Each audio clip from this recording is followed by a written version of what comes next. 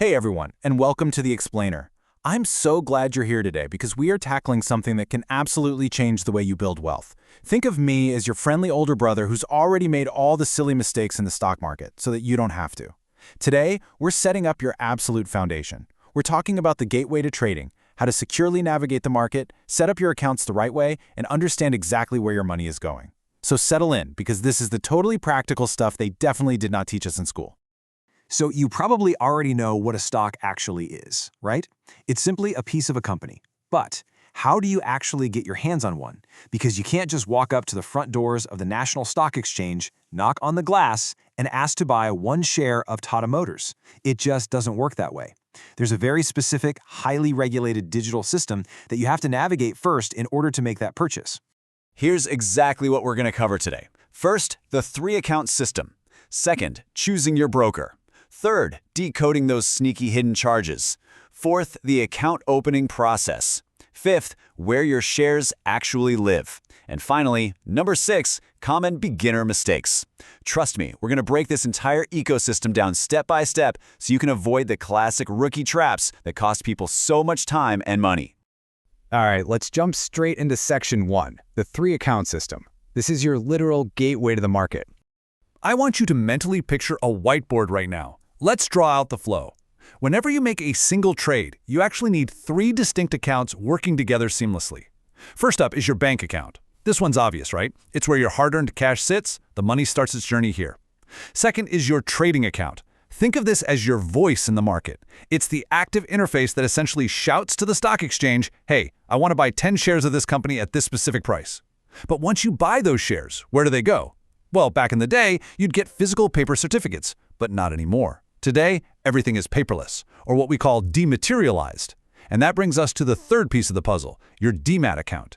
This is a highly secure digital vault where your purchased shares are actually stored. So the total flow is pretty simple. Money leaves the bank, passes through the trading account to execute your order at the exchange, and then the shares land safely in your Demat account. Now moving right along to section 2, choosing your broker. Because you can't just open a trading or Demat account entirely on your own. You absolutely need a middleman. You essentially have 2 main options when you're picking that middleman. First up, we have discount brokers.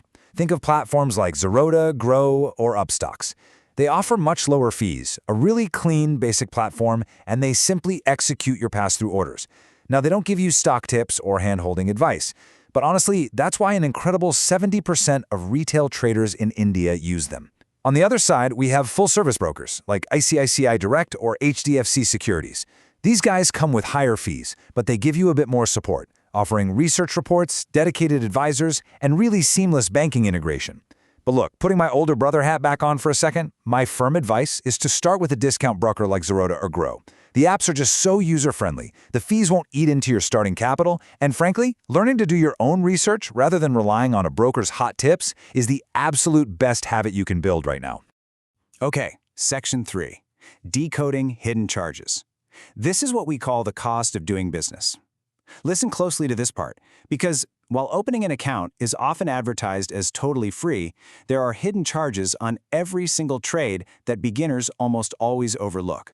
Let's break these fees down systematically. First is the brokerage. If you use a discount broker like Zerodha, taking delivery of a stock, which just means buying it to hold long-term, is entirely free, literally 0 rupees. However, intraday or options trading usually costs a flat 20 rupees per trade.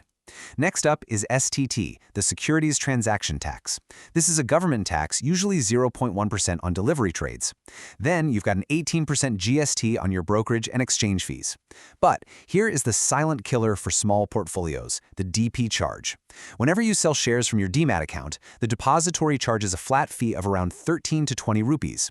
And that hits whether you sell one single share or 1,000 shares. Finally, there are tiny SEBI and stamp duty charges, but those are basically fractions of a penny. Let me give you a quick reality check to show you exactly why those charges matter. Imagine you buy a stock for 10,000 rupees, and the very next day, it goes up to 10,500. You sell it. You're probably thinking, awesome, I just made an easy 500 bucks. Well, not exactly.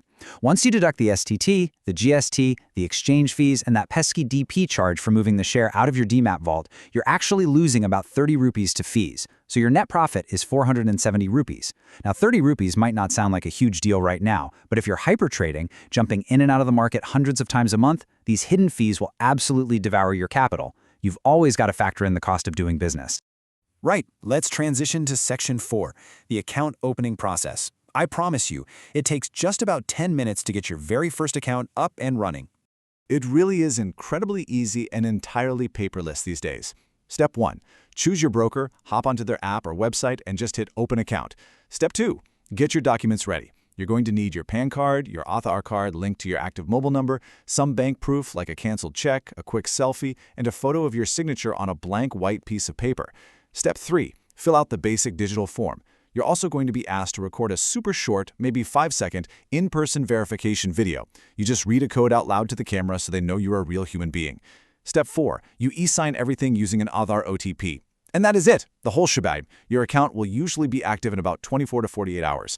Now, a quick pro tip from me before you go crazy. Do not go around opening accounts with 5 different brokers just for the fun of it. Why? Because most brokers charge an annual maintenance charge, or AMC. That's usually around 300 to 500 rupees every single year just to keep the Demat account open. Pick one good broker to start and stick with them.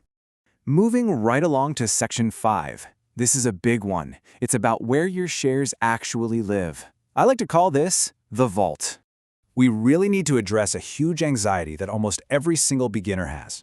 You might be sitting there wondering, okay, but what happens if my broker, like Zerodha or Groww, suddenly goes bankrupt? Do I just lose all my hard-earned shares? The answer is a resounding 100% no, because your shares do not actually live with your broker. The broker is literally just a software platform you use to make the purchase. Once bought, your shares are securely transferred over to either NSDL or CDSL. These are India's government-backed central depositories. Think of them as massive, hyper-secure digital vaults that operate completely independently of your broker. So even if your broker's app literally disappears from the internet tomorrow, your ownership records are completely safe and intact with the depository. You would just open a new app with a different broker, link your details up, and all your shares would be right there waiting for you. And that brings us to our final section, common beginner mistakes. I am putting that protective older brother hat on securely right now because I need to warn you about the classic rookie errors that wipe out new portfolios entirely. If you only remember one single thing from this entire explainer, please burn this rule into your memory. F&O is poison for beginners. F&O stands for futures and options. It is a highly complex, highly leveraged form of trading, and I am strongly advising you, honestly begging you, to stay completely away from it when you're just starting out. For your first 6 months to a year, stick strictly to simple, long-term delivery trades, where you just buy a stock and you hold it. Do not touch F&O until you have spent serious time studying the mechanics of the market. So just to rapid-fire summarize, here are the 4 absolute traps you've got to avoid. 1. Trading based on random YouTube tips or WhatsApp groups instead of actually learning to read a company's fundamentals. Education has to come before risking real money. Go practice with fake money or paper trading first. 2. Activating that F&O segment way too early, which we literally just talked about. 3. Opening accounts at multiple brokers at once and racking up all those annual maintenance charges for absolutely no reason. And 4. Ignoring the monthly charges and taxes. Make it a habit to regularly check your broker's console or ledger so you see exactly what you're paying in STT, DP charges, and GST. Know your numbers, guys. And with that, we've reached the end of today's foundation. But before you go, I want to leave you with a bit of a provocative thought. You now know exactly how the 3-account system works, how to choose a great broker, and how to buy a stock that's currently trading on the exchange. But do you know how to buy a piece of a company before it even hits the stock market? How do you actually get in on the ground floor on day 1? Well, that involves a completely different mechanism, and it's something every investor needs to understand. But we are going to save that very exciting topic for our next explainer. Keep learning, keep those costs low, and I will see you next time.